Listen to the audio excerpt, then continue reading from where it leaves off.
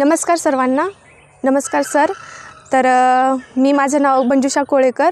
मी महाजनकोमध्ये assistant engineer म्हणून माझी नियुक्ती झालेली आहे. तर सध्याला मी ट्रेनिंगमध्ये आहे. तर सॉरी मी खूप लेट केले सांगण्यासाठी. तर हा व्हिडिओ बनवण्याचा माझा एकच उद्देश आहे की बऱ्याच विद्यार्थ्यांचे मला मेसेज येत होते टेलिग्रामवर किंवा पर्सनली, मॅम तुम्ही कसं प्रिपेअर केलात, किंवा मग आता तुमची जी अपकमिंग एक्झाम आहे ती एक्झाम पुढे ढकलली, त्यामुळे मला जाणीव आहे की बऱ्याच विद्यार्थ्यांना डिमोटिवेट वाटत असेल किंवा मग कसं करायचं प्रिपरेशन. आणि माझं जे सिलेक्शन झाले आहे ते म्हणजे त्यांना असं मोटिवेट करत असेल की मी माझं थोड्या मार्कनी राहिलं तर मी कसं स्वतःला मोटिवेट ठेवले. तर मी ह्या सर्व गोष्टींचं तुम्हाला रिप्लाय नाही देऊ शकली, म्हणून मी हा थोडक्यात व्हिडिओ बनवण्याचा प्रयत्न करते. तर सर्वात आधी तर तुम्ही डिमोटिवेशन व्हायचं काहीच कारण नाही आहे. तर तुम्हाला आतापर्यंत सर्वांनी सांगितलं असेल की अभ्यास कसा करायचा आणि कोणते पुस्तकं वाचायचे. तसं माझा आधी एक व्हिडिओ झालेला आहे, मी त्यात सांगितले तुम्हाला की कोणत्या गोष्टी तुम्ही करायच्या आणि का नाही. तर पर्सनली आज हा माझ्या एक्सपिरियन्सवरून मी सांगते की तुमचा जो राहिलेला टाईम पिरियड आहे त्या टाईम पिरियडमध्ये तुम्ही नेमकं काय करायचं आणि काय चुका करायचे नाही, तर त्याबद्दल मी सांगणार आहे. तर सर्वात आधी मी सांगते, तर तुमची एक्झाम होणार आहे जून-जुलैच्या, म्हणजे सांगत आहेत सर्वजण. आणि तर पहा, आता तुम्ही सुरुवातीला आता टेस्ट सिरीज देऊ नका. तर मी असं सजेस्ट करेन की तुमची एक्झाम एक 15 दिवस किंवा 1 महिना आहे म्हणलं की तेव्हा टेस्ट सिरीज द्या. कोणत्या टेस्ट सिरीज द्या? त्या फुल लेंथच्या टेस्ट सिरीज. बाकी तुमच्या ज्या टॉपिक वाईज असतील तर ते तुम्ही डेली देऊ शकता. आणि तुम्हाला आधीच मी सांगितले होते की टेक्स्ट बुकच्या ज्या टेस्ट सिरीज आहेत ते नॉन टेक्निकलसाठी तुम्ही द्या. आणि बुक लिस्ट तर मी सांगितलेले आहे कोणते बुक यूज करायचे. तर ह्या अशा गोष्टी आहेत, तर तुम्ही रेग्युलरली फॉलो करा. आणि तुम्हाला आता वाटत असेल की कोणाला अभ्यास ॲव्हरेज असेल, कोणाचा खूप जास्त झाला असेल, तर सर्वांना फक्त म्हणजे सर्वांचाच अभ्यास एकाच लेवलवर नसतो. तर तुमची लेवल पाहून तुम्ही डिसाईड करा. तर माझंही सेल्फ स्टडीचंच होतं प्लॅन आधी. तर मला काही दिवसानंतर जेव्हा आपला एक्झामचा जो शेड्यूल आहे तो पुन्हा चेंज होत होता, तर मीही माझ्या प्लॅनमध्ये काही चेंजेस केले. तर मी एक बॅच घेतली होती. तर फायदा त्याचा झालाच. तर इलेक्ट्रिकल सिम्प्लिफाईड अरुण पवार सरांची मी बॅच घेतली होती.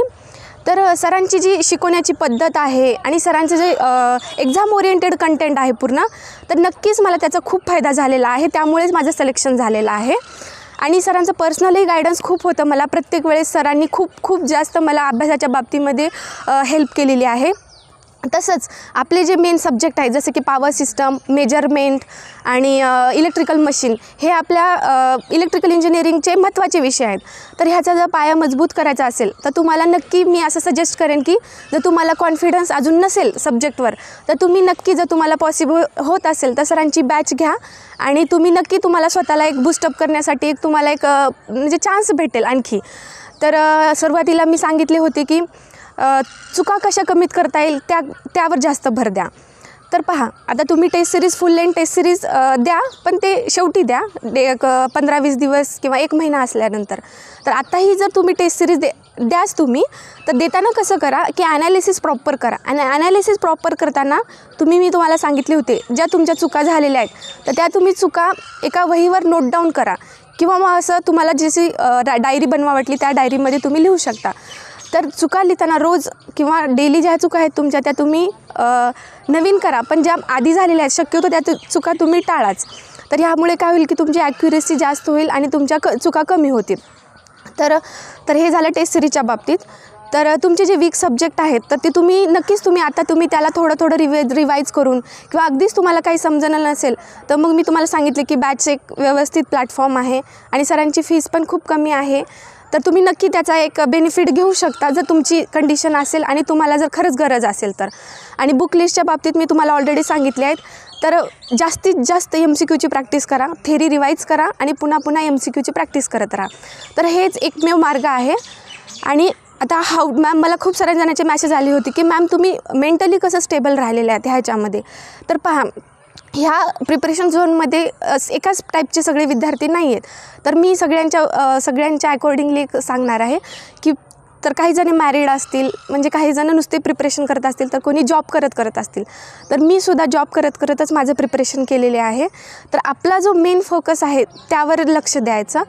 तर सर खूप डिप्रेशन येतं, आपली पण एक्झाम खूप पुढे जात होती, बरेच कारणं होते. तर डिमोटिवेशन व्हायचं काहीच कारण नाही. तर त्यासाठी 1-2-3 गोष्टी मी सांगणार आहे. तर ते जर तुम्ही डेली फॉलो केल्या तर नक्कीच तुम्हाला ते प्रॉब्लेम सॉल्व करण्यासाठी तुम्हाला नक्की मदत होईल. तर सर्वात आधी पहिली गोष्ट, दिवसाची सुरुवात करताना तुम्ही अभ्यासाचं टायमिंग शेड्यूल तुम्ही काही बनवा, पण सकाळी तुम्ही मॉर्निंग वॉक करणं गरजेचं आहे. त्यामुळे तुम्हाला काय होईल की तुम्ही म्हणजे मोकळ्या हवेमध्ये फिरल्यानंतर तुम्हाला नक्कीच डोक्याला एक शांतता वाटेल, तुम्हाला एक उत्साह वाटेल दिवसभर अभ्यास करण्यासाठी. आणि तुम्हाला जसं आवडत असेल तसं थोडासा मेडिटेशन करा, तो स्लॉट पाडा, एकदाच न करता 10-10 मिनटाचे स्लॉट करून 3 वेळेस करा. तर हे सुरुवातीला बोरिंग वाटतं, पण मलाही त्याचा पर्सनली खूप फायदा झाला. कारण ह्या प्रिपरेशन झोनमध्ये आपल्याला म्हणजे सोबत नसतं किंवा तेवढं सांगायला नसतं. तर आपणच आपल्या स्वतःला सावरायचं असतं किंवा मग आपण त्यातून मार्ग काढायचा असतं. तर बेस्ट हेच आहे की तुम्ही एकतर रनिंग करू शकता किंवा मग साधं मॉर्निंग वॉक अर्धा तास केलं किंवा अकॉर्डिंगली तुमच्या 1 तास जरी केलं तरी तुम्हाला त्याचा नक्की फायदा होईल. आणि त्यानंतर मग तुम्ही दिवसाचं तुम्ही काय करा, बायफर्केशन करा सब्जेक्टचं. आणि तुम्हाला एखादं बोर जर झालं कधी तर तुम्ही हे पण करू शकता, सॉंग्स वगैरे ऐकू शकता. आणि शक्यतो तुम्ही एक्झामपर्यंत निगेटिव्ह पीपल जे आहेत तुमच्या अराउंड, तर त्यांच्यापासून तुम्ही दूरच राहा. मग ते तुम्ही काय विचार करतात काय नाही त्याचा तुम्ही काहीच विचार करू नका. कारण माझ्याही आजूबाजूला खूप निगेटिव्ह लोक होते आणि माझ्यासोबतही खूप निगेटिव्ह गोष्टी घडल्या होत्या. त्याचा आपल्या अभ्यासावर आणि आपल्या मानसिक स्थितीवर खूप वाईट परिणाम होतात. पण तुम्ही त्याचा विचार करू नका, कारण तुमचं गोल काय आहे त्यावरच लक्ष ठेवा. वाटल्यास तुम्ही तुमच्या स्टडी रूममध्ये तसं तुम्ही गोल लिहून ठेवा आणि त्याच्याकडेच पाहत राहा. आणि मग ते आपल्या घरातलेही असतील तरी तुम्ही त्यांच्याशी नका बोलू, कमीत कमी एक्झामपर्यंत तरी. आणि चांगला फ्रेंड सर्कल ठेवा तुमचा. 1-2 फ्रेंड्स असतील पण तुमच्या अभ्यासाच्या रिलेटेड तुम्हाला मोटिवेशन देणारे असतील, तर अशाच मित्रांच्या संगतीत राहा. आणि तुम्हाला काही अडचण आल्या तर तुम्ही मला मेसेज करू शकता टेलिग्रामवर, किंवा सर पण आहेत अरुण पवार सर, तुम्हाला गाईड करायला वेळोवेळी. आणि यूट्यूबवर पण भरपूर असं कंटेंट आहे जेणेकरून तुम्हाला बूस्टअप भेटेल तुमच्या स्टडीमध्ये. तर ह्या अशा गोष्टी मी फॉलो केल्या होत्या. स्वतःवर लक्ष ठेवा, खाण्यापिण्याच्या ज्या सवयी आहेत थोडासा तुम्ही चेंज करा. त्याच्यामुळे काय होईल की आपली मानसिक स्थिती, आपली मेंटल हेल्थ ते थोडंसं काय व्यवस्थित राहील. फ्रूट्स वगैरे खात जा, त्यामुळे काय होईल की तुमच्या नक्कीच चेंज होईल. आणि एक्झाम देताना आता तुम्ही जे मॉक टेस्ट देता रेग्युलरली, तर रेग्युलरली मॉक टेस्ट देताना तुम्ही टेक्निकल प्लस नॉन टेक्निकल या दोन्ही गोष्टींना तुम्ही इक्वली इम्पॉर्टन्स दिलं पाहिजे. तर ते टेस्ट देताना शक्यतो असा प्रयत्न करा की ते आपल्या फायनल टेस्ट आहेत. म्हणजे तुम्हाला अशी हॅबिट होऊन जाईल की तुम्ही कोणती पण एक्झाम देताय तर माझी फायनल एक्झाम आहे. तर त्या फिलिंगसोबत तुम्ही काय करा, त्या एक्झाम देत जा आणि तशाच पद्धतीने तुम्ही शेड्यूल बनवा. तर एवढंच सांगते. तर स्वतःला कधीही कमी समजू नका कोणत्याही परिस्थितीमध्ये. तुम्ही स्वतः खूप तुम्ही मेहनत केलेली आहे. फक्त तुम्ही आता स्वतःला एका तुम्हाला वेगळ्या लेवलला लिहायचं आहे. फक्त तुमच्यामध्ये एक संयम गोष्ट ठेवावं लागेल. तर ती एक तुम्ही हरवून देऊ नका. आणि तुम्ही अभ्यास करताय, मेहनत करताय, तर थोडंसं विश्वास ठेवा स्वतःवर. आणि आपला स्वतःचा विश्वास खूप महत्त्वाचा असतो. ओव्हर कॉन्फिडन्स नाही, फक्त आत्मविश्वास. कधी आपल्याला एक्झाम देऊन असं वाटतं की आपण नक्कीच सिलेक्ट होऊ किंवा मग आपण इतरांच्या बाबतीत स्वतःला तर तो आपला खूप मोठा गैरसमज असतो. तर आपल्याला कोणाला सिद्ध करायची गरज नाही आहे, हे ध्यानात ठेवा. फक्त आपल्या आई पप्पांसाठी आणि आपले गुरुजन जे सांगतात किंवा आपले जे चांगले फ्रेंड्स असतात तर ते जे सांगतात त्यांच्यासोबत जसं राहायचं आहे, तर तेच तेवढं तुम्ही स्वतःला एक मोटिवेशन ठेवून तुम्ही पुढे जाऊ शकता. आणि काही अडचणी आल्या तर मला तुम्ही सांगा. आणि सॉरी, मला थोडासा वेळेचा इश्यू असल्यामुळं मी रेग्युलरली नाही येऊ शकत, पण माझा आता जेवढा वेळ भेटेल तेवढं मी नक्की तुमच्या काही गोष्टी तुम्हाला काही अडचणी येत असतील तर मी नक्की प्रयत्न करेन ते तुम्हाला सॉल्व करण्यासाठी. आता तुमच्या येणाऱ्या स्कोप पहा. आता तुम्हाला असं समजू नका की तुमचं सगळं संपलेलं आहे. तर खूप मोठी ॲड आहे, महाट्रान्सकोची ॲड आहे एवढी मोठी, त्यानंतर डिस्कॉमची, AE JEE, तर ह्या दोन्ही ॲड आहे. तर तुम्ही हरू नका. हे बघा, आपलं सिलेक्शन कशात होईल हे आपण नाही सांगू शकत. आपल्या हातात काय आहे की आपण फक्त स्वतःला एक बूस्टअप करू शकतो आणि आपण मेहनत करू शकतो. तर रिझल्टवर फोकस करू नका. तर माझं जे छोट्या पॉईंट्सनी राहिलेलं आहे तर ते हेच राहिले की मी रिझल्टवर जास्त फोकस केलेलं होतं. तर मग रिझल्टवर जास्त फोकस न करता मला 100% कसं देता येईल, तर हाच प्रयत्न तुम्ही शक्यतो करा. आणि सर आहे, सरांचं खूप गायडन्स लाभलं मला.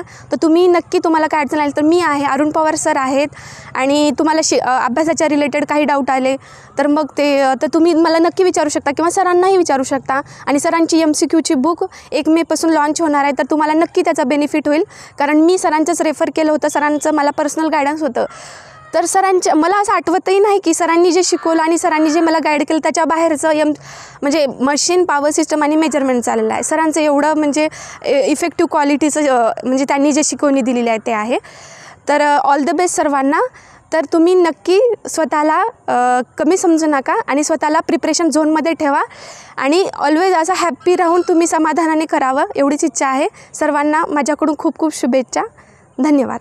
आणि सरांचे मी खूप मनापासून आभार मानते. सरांनी मला त्यांच्या चॅनलवर येऊन बोलण्याची संधी दिली आणि धन्यवाद सर. त्याच्या शॉर्ट व्हिडिओमधून तुम्हाला नक्की तुमच्या प्रिपरेशन लेवलमध्ये तुम्हाला बूस्टअप करायला हेल्प झाली असेल. तर हे स्वतःचा आत्मविश्वास कधी कमी होऊ देऊ नका आणि कोणत्याही सिच्युएशनमध्ये स्वतःला लो फील करू नका. आणि लो फील झालं तर आम्ही आहे, सर आहे, पूर्ण तुम्हाला जे काय असेल अडचणी तर तुम्ही नक्की आमच्याशी शेअर करा, आम्ही नक्की हेल्प करू. आणि येणाऱ्या एक्झामसाठी तुम्हाला खूप खूप शुभेच्छा आणि ऑल द बेस्ट.